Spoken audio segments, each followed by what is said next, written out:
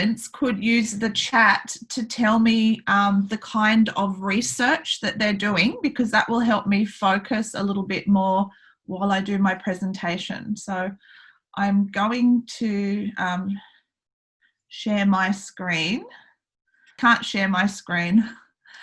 So you'll have to change my slides, commercialize, as you plan to commercialize your projects. What I'm doing right now is working off a different PowerPoint because I can't get the one that I have developed for you specifically. Oh, now I have. I've got it. I'll share that. So today we're going to talk a little bit about how to commercialize your research, and I'm hoping that you can see that screen now.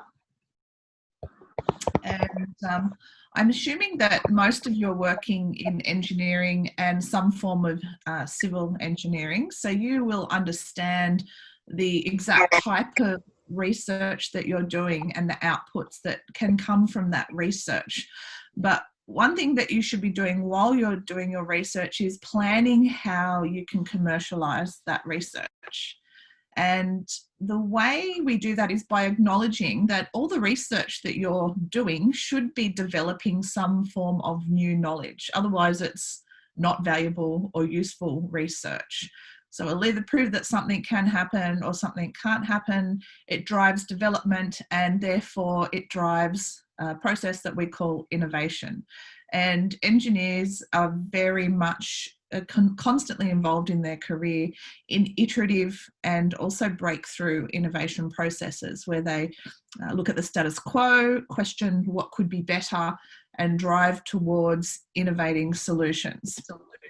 So one of the things to remember is that innovation can happen in two contexts in a research process. And the first way it can happen is that you have a new idea and you want to test that new idea. It hasn't come out of any particular need or opportunity. What it has done, it has been driven by some new concept that you've had. For example, you might say, I've seen kites flying in the sky. They are producing, or they can produce energy. How can I harness that energy? So that could be your idea. And then you do a research project to look at whether or not they are producing energy, how you could then capture that energy, how you could store that energy. And that brings you an innovation. The second type of discovery or new information can come through you identifying a problem or an opportunity, and generally in partnership with another organisation. So, for example, industry might come to you and say, we have problems with public spaces as a result of COVID-19. We need to be able to have people utilising public spaces, but how can we make these places safer to be in, prevent transmission of disease? And then you would find that there's an opportunity here for a marketable product. You then do your research and you create an innovation around that opportunity, which is addressing a problem. And that's the second way that you can create innovation through your research. So all of you will be probably either working on an idea or an opportunity or problem, focusing your research around either validating that idea or solving the opportunity or problem and creating some innovation that addresses these things. So when we innovate and research, what we tend to do is create or generate intellectual property. And these might come in the form of designs or new processes. You might invent new materials or ways of working with them, new methods of manufacture or methods of doing things, of experimentation. And all of this intellectual property holds value. So as researchers, you should be thinking about what intellectual property will I be generating? What new knowledge will I be generating? What value does it provide? Who is it providing value for? And how can I, as a researcher, leverage this to either commercialize or partner or deliver this as a product that is financially viable at the end. Now, this is where it becomes difficult because you can have some ethical dilemmas around, should I be commercializing this? Should I be protecting my intellectual property? Should I talk to people about it? And I meet many students and young researchers who never successfully commercialize anything, and that's because they're too afraid to talk about what they're doing and share it with people to be able to commercialize it. And you need to know that you can protect these ideas and new knowledge that you have generated through your research through very simple contractual mechanisms. And these are things like patents, design registrations, trademarks, and depending on who you're working with, you can have non-disclosure agreements if you're sharing ideas so that they can't be stolen from you. And it's very important to put these protections in place. And most universities have some kind of process to assist their students, or you can speak to an intellectual property lawyer, or form some kind of strategy around how to protect your intellectual property. At my university, anything delivered by students, we have an open innovation policy on, so we don't insist on commercialization fees from the university, but most universities globally insist on, if intellectual property is generated as part of your research at the university, that the university will own a share in that. And so you need to understand how that works with your particular institutions. And some of you may have project partners, and there will be agreements in place about how the intellectual property ownership will play out if commercialized. So make sure that if you're undertaking a research partnership, that you understand what the project will be. Now, someone's got some awesome music playing on their phone. Switch your phone off, please. Okay. So one of the ways of dealing with this is to be very, very well organised. And there's a fantastic academic in Europe who has developed a project called Business Model Campus. I ask everyone to please mute your microphones. That would be fantastic. It's a little bit distracting, this the beautiful music that's playing in the background. So if you go to businessmodelgeneration.com and sign up, it's free. You can get access to templates of the business model canvas. But I'd like to talk to you as researchers about how you can use the business model canvas, not necessarily for developing a business, but for informing your thinking around how to commercialize your research. So the first thing I said is, how do we understand what value our research may provide? So for example, imagine if you're developing a new form of concrete, and the new form of concrete is lighter weight and uses 30% recycled materials. So there are a number of value propositions here. It's lighter weight and it's utilising recycled materials, so it has less of a carbon footprint. So perhaps your value proposition here is a lighter, higher performing product, and it has a lower carbon emissions, so it's suitable for green building. Two very good value propositions. So in that instance, you can then use that as a means to market your product to companies that are interested in those two things. And they could be different companies. So there could be someone wanting to build the world's tallest buildings and needs a lighter weight concrete. And there could be someone else who wants to build to higher levels of green standards. And that could be of value to them. Both could be of value. So this is how you sort of think about, what does your innovation do? What are those values that it provides? You may design a new type of structure that allows for better solar access, or better acoustics, or better anything. Whatever the improvement is, that's providing a value proposition. The next thing is, you think, okay, well, if we're providing this value, who finds this valuable? So, for example, your customer segments. So, if you're providing this lighter weight, 30% recycled, pop your your mute on, please, if you've got your phones going. Make sure that you understand who your customers may be. And the customers are pretty interesting people to think about. They could be retail, they could be wholesale, they could be end users. So there's the business to business model, there's the business to consumer, consumer to consumer. You need to understand who your customers are and how you can group them so you can effectively communicate to each of those groups.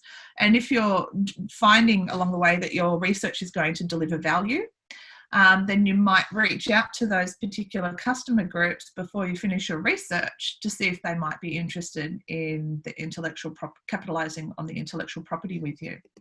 You may wish to sell it to them.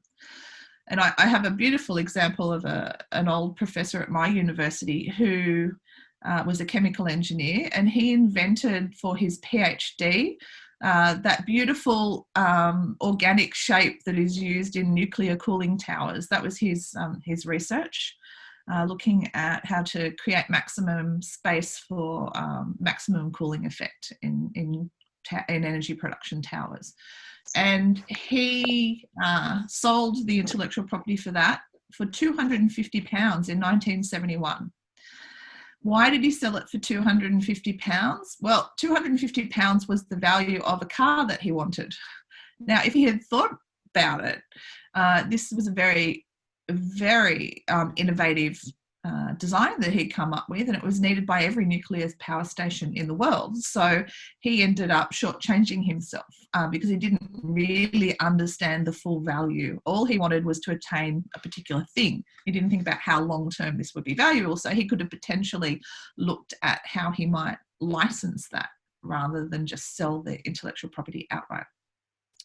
Now, when we have customer segments, we need to understand how we will relate and what kind of relationship we need to have to those different customers that we're providing value for. And again, this is going to be different depending on who they are. So in relation to your research, you've got the customer as you, you've got the customer as your university, and you've potentially got the customer of future users of your technology that you're developing. So how are you going to form relationships with them? So you've got a research relationship with the university. There may be some intellectual property exchange. You will deal with them on a one-to-one basis with someone managing your research. In your customer segments of perhaps, say, you're developing something that was valued to the government to buy. So it may be a new form of agricultural practice that they see as valuable for them to own. You would need to work out how you would deal with the Minister for Agriculture or his team to work out how you can commercialize in a partnership. So understanding how these customer relationships might work can help you form strategies on how to communicate with these different potential stakeholders that you may have in your project. Another thing that is interesting for you to think about is what channels would people be able to access my intellectual property through? And when you have channels, you might think about, is there a way of licensing my intellectual property? So therefore people access my intellectual property through a legal structure, or you may, I have a question from Sanjay. Sanjay, what's your question?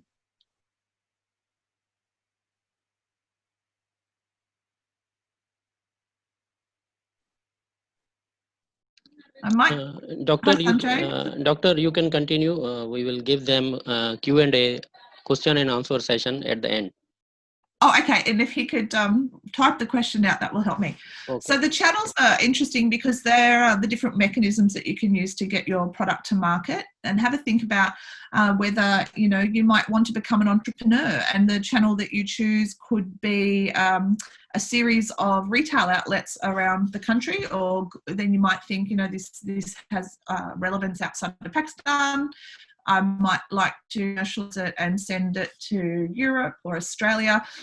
In fact, I've got a student recently, his PhD, he's a chemical engineer. He's produced a special chemical that stops insects from finding mangoes attractive to eat, which can save a whole lot of mango crops from being eaten by bugs.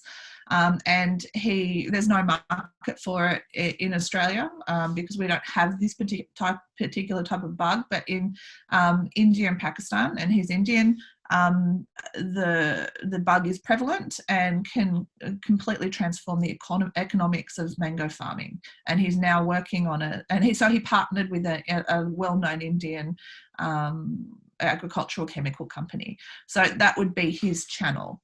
So who's going to be able to get you to the right market in the most effective way is through your channels.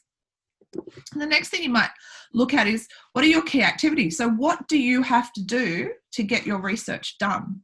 And make a list of them and get through them very quickly. So, you know, what is your primary research? What is your secondary research? Have you done a background look at all the other technologies that are similar or that are complementary to yours? Who else is working in the field? What are they working on now? Could they beat you to where you're trying to get to? Does that mean that you should rethink what your research topic might be? So your key activities need to be very strategic around your research process, and then in relation to commercializing your project, your key activities will be around ensuring you have your information out, making sure you have good relationships with your clients, making sure that you have all your compliance in place, such as business registration, etc., etc. So key activities are the things that you need to do to make your research happen, to commercialize that research, and to be doing ongoing to maintain capitalization of your intellectual property that you've generated. Who are your key partners? This is a big question for you to answer, but you will have partnerships with the university, your supervisors, you'll have partnerships with potentially industry that you're may be working with on your project. You may have peers that you're collaborating with on your research project. Anyone that you're working with that you cannot achieve this goal without is a key partner. It may end up being manufacturers, it could be distributors, all of these people and organisations that you need to collaborate with cooperatively and constructively in order to commercialise your end results of your research. Key resources are also important. So key resources are things like the time that you need, the materials that you need, the facilities you need, the finance that you need, the knowledge that you may not have yourself and may need to either develop or bring in to realise your project. It could be infrastructure, many different things that you will physically need to make sure that you can commercialize your product. And so often your key partners will help to provide you with your key resources. Sometimes you will need to find your resources. Maybe you need staff. Maybe you need software. They can be both physical resources and they can be intangible or tangible resources. So again, think very clearly about what they might need to be. The next thing is to understand the cost structure that you want to work with relation to commercializing your intellectual property. And cost structure will come around if you are being entrepreneurial and commercializing your own intellectual property, it's the cost structure of your entire business model. So it could be everything down to supplying your internet, renting your premises, etc., etc. But in a research context, it'll be around the cost of developing your ideas. So do you have enough money in grants? Do you have enough money to do your testing, your validation, all these sorts of activities? In the commercialization phase, the cost structure, like how much will it cost you to get the goods to market? Are you actually selling your product or intellectual property at a high enough price to get a return? Is the price that you're setting the right price for the market? Is it too high, too low? And then understanding how it will play into your revenue streams, so your profitability. And often you can find some very good information. It's very much publicly available from startup incubators. They'll talk to you about what cost structures should look like for your particular technology and the kind of revenue streams you might be looking at. So revenue streams for you as a researcher may be your grants. It may be an industry partnership. It may be your supervisor already has an industry partnership that they are managing. And then when you go to commercialization, the revenue streams could be, fees that are paid to access your technology, or they could be the amount of money you're paid for someone else to own the technology. It could be licensing. There's a number of different revenue streams that might come. It could be the commercialization that you have and the profit that you make from leveraging your revenue streams. Okay. Now that's the end of my presentation. I wanted to leave some time for questions because I know that you're all working on slightly different projects, and would love to have some questions to help you more specifically. Yes, doctor. There is my question. How to get an idea for business or entrepreneurship, and what is the basic difference between business and entrepreneurship? Well, entrepreneurs comes from a French word, and it means the first people to enter a market. So they are the people that start businesses. So if you're being an entrepreneur, you're starting your own business and you're doing something new and innovative, hopefully, in that business that gives you advantage. Whereas business is just business. It's something that's already existing. So it means that there is a structure in place to legally sort of run a business, and there's insurance, and there's all the compliance done that's necessary to make sure that you're all protected. Yes. Doctor, we can say that in business there is no any innovation, but in entrepreneurship there is an innovation.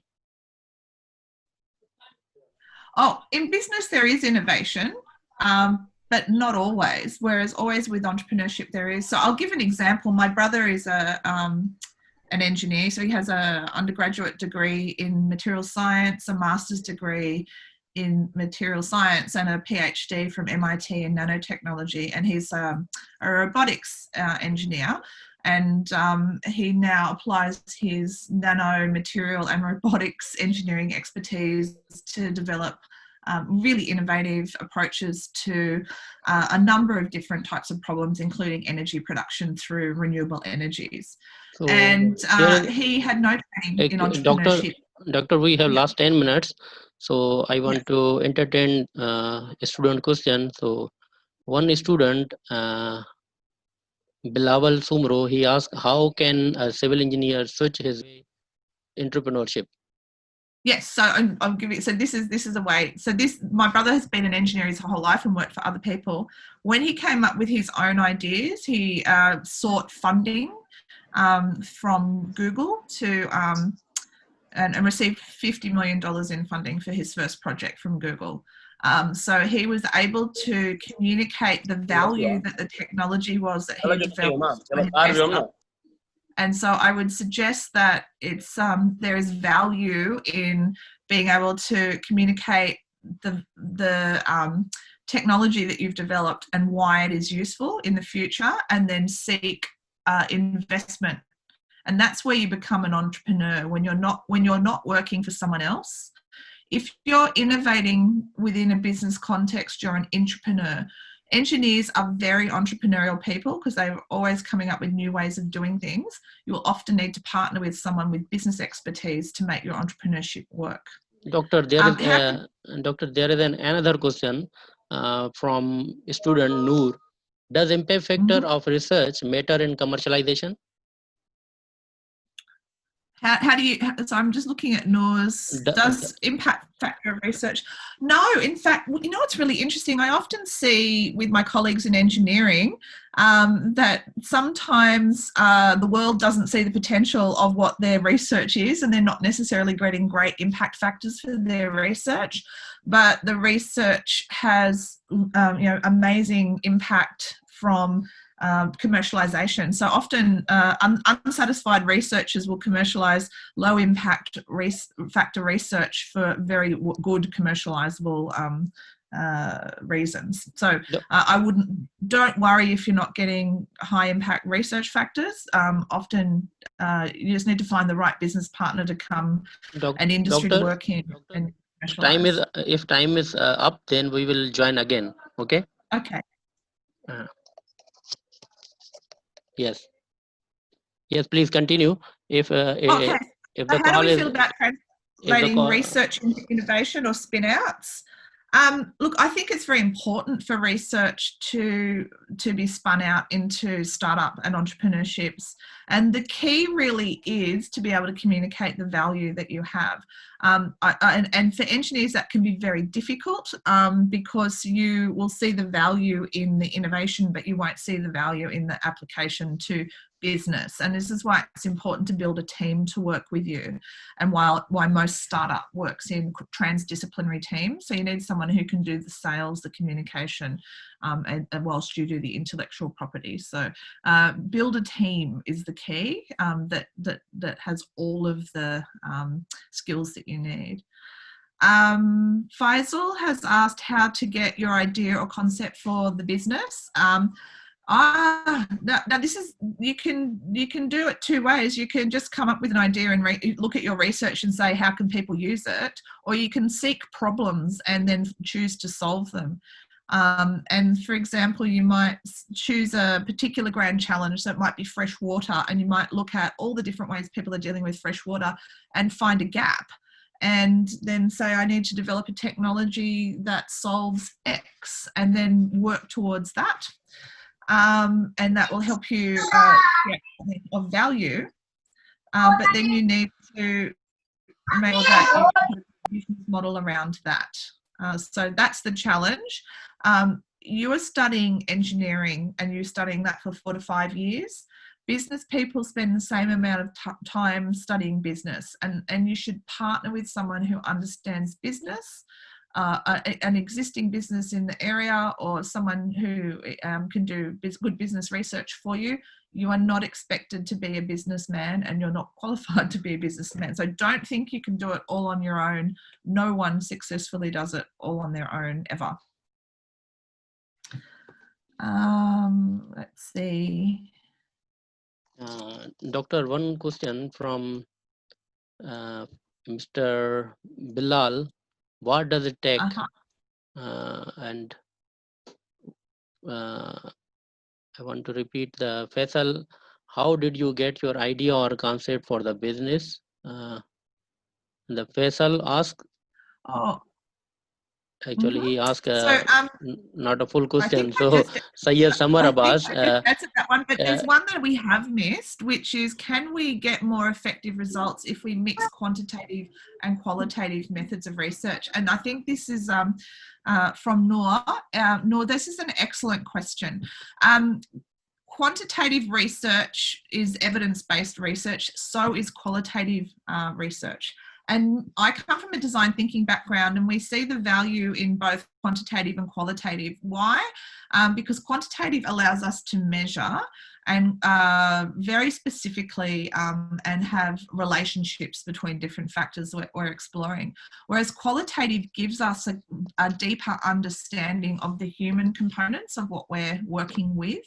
And so with only quantitative research, you can pick the right answer statistically, but if you're using supporting your quantitative research with qualitative research, you are able to design for people and therefore create a better product for people. And I think a company that uses qualitative research very well is Apple. So they're very much interested in human-centered design, or HCD, and will use the qualitative research to inform their design process, and the quantitative research to develop their technology in line with that. So mixed method is a very good and very robust way of conducting your research.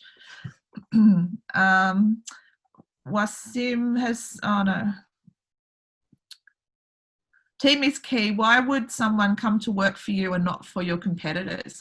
Well, you have to be able to create a vision as an engineer, as a leader, and the vision would be one that people want to follow you on. So, often being an entrepreneur is risky, and there's some people who are risk averse that won't want to come and work with you, but there's some people who are not risk averse who love the excitement of startup, and you pick someone that will do that, and you create a consistent story for them to follow you on. So, I'm going to solve this problem, and when we solve this problem, we're going to help these people, and when we help these people, everyone's lives will be better. And that's an aspirational journey that you can take someone on. So if you look at someone like Steve Jobs, he was able to answer many questions with people with a vision. So if you can create a vision for your technology that you're developing, then you'll be able to bring a team along with you.